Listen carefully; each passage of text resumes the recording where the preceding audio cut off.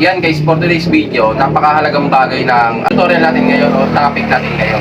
Kasi ito yung para sa mga nakamotor na M3, Aerox, NMAX, Mio Soul. Yan. Kasi tungkol to sa brake pad. Yan. Napaka-importante nito kasi alam mo bakit guys. Kaya ako sinabi napaka-importante kasi sa market minsan yung mga definition or yung mga information hindi siya kompleto. So ngayon, may mapakita ko sa inyo ngayon. Yan. Ito ang brake pad ng ayan, nakalagay MIUI 125. Parehas sila. Isang cow tsaka isang ito Sun Racing Spirit. Nakalagay din dyan ay MIUI 125. Kaya ako to na i-discuss sa inyo or kaya ito naging topic ko kasi kung bibili kayo ng brake pad, di ba? Ang nakalagay lang sa kanya ay MIUI 125. Walang ibang description na para saan siya. Nakalagay lang MIUI 125. So ngayon, ito yung pinaka ano niya, yung hit niya or yung pinaka bibigay sa inyo ng idea kung hindi lang pala para sa MIUI 125 to. So ngayon, kunyari ito ay naka NMAX. Pag ang NMAX motor mo, version 1, version 2, ang brake pad mo sa front, sa harapan, ganitong brake pad din ang gamit ko.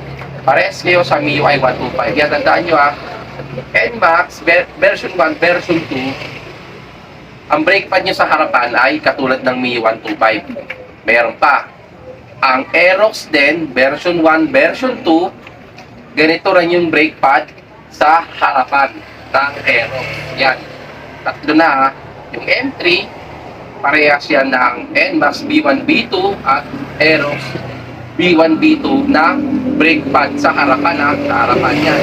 Meron pang katulad nito ang MSI Mio Soul 125 kasi halos yung M3 tsaka MSI 125 parehas halos ng pesa. So same sila ng nasa harapan na brake pad. Saka meron pa isa ito yung Yamaha Sniper 150 at 155. Ganito din po yung brake pad niyan sa harapan.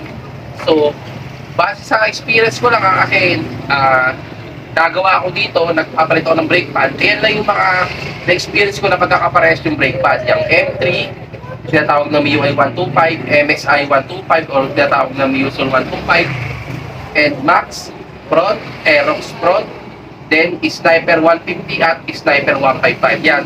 Itong brake pad na to, na ang code ay lagi nakalagay na MIUI 125 or M3, MIUI 125. Yung sinabi ko na binanggit ko na yon, ayun yung pare-pareha sila ng brake pad sa harapan.